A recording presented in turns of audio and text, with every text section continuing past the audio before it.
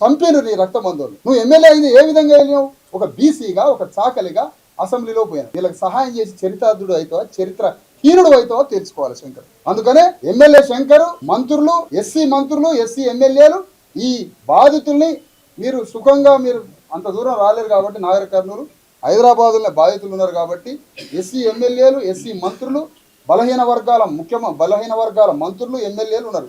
BC ఎమ్మెల్యేలు, మంత్రులు ఉన్నారు. ఎస్సీ ఎమ్మెల్యేలు, మంత్రులు ఉన్నారు. మీరు నాగర్ కర్నూలు దాకా చెమటలు పడి ఆడొస్తారో కానీ కుటుంబం ఏంటే ఉంది కాబట్టి వీళ్ళని బలకరించి వీళ్ళకి కొద్దిగా ధైర్యం చెప్పి వీళ్ళ మంచి చెడు చూడటానికి రమ్మని కోరుతున్నాం. వీళ్ళకి న్యాయం చేయడంలో పోరాటంలో భాగస్వాములుగా మాట్లాడాం. రాజస్థాన్లో దళితుల మీద దాడి జరిగితే ఎమ్మెల్యేలు, మంత్రులు ఒక సందర్భంలో రాజీనామా చేసి పారేశారు. ఒక సందర్భం బతికేందుకు ఈ పార్టీలో ఉండి మా వర్గాల మీద దాడులు చేస్తారని రాజీనామా చేసి పారేశారు. ఆ ధైర్యం ఉందా మీకు? ఆ ధైర్యం లేదు. కనీసం పలకరియడానికి వచ్చిందా? లేదు.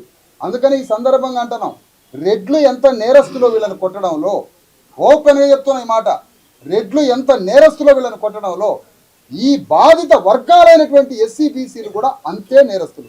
ఎందుకు? మీరు మౌనంగా ఉండబట్టే ఈ దాడులు జరుగుతాయి. మీరు రక్షించే చర్యలు మీ నుంచి ఎలాంటి లేవు కాబట్టి వీళ్ళ మీద దాడులు జరుగుతాయి.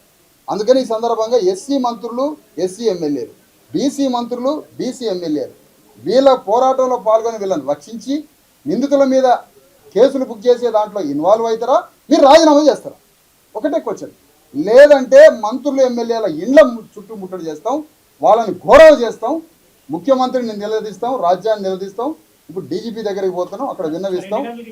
ఇప్పుడు అదే 132కి అయితే రండి అని అంటారు, కానీ ఇంకా మాకు కొంతమంది రావాలి, వీళ్ళని తీసుకొని పోవాలి. అందుకని